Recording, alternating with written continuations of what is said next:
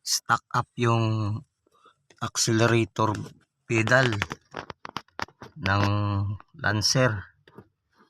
Ayan o, kaya pala nagwa-wild ang makina. Pag ginapakan yung accelerator pedal, di na bumabalik. Ayan o, lubog. Stack up, daming kalawang. So gawin natin, papalambutin natin to gamit ang WD-40. Spray natin para yung kalawang niya matanggal. Ayan. Tapos gagalaw-galawin natin.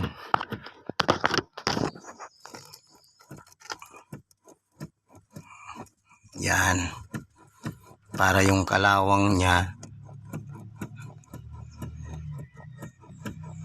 mahugasan ng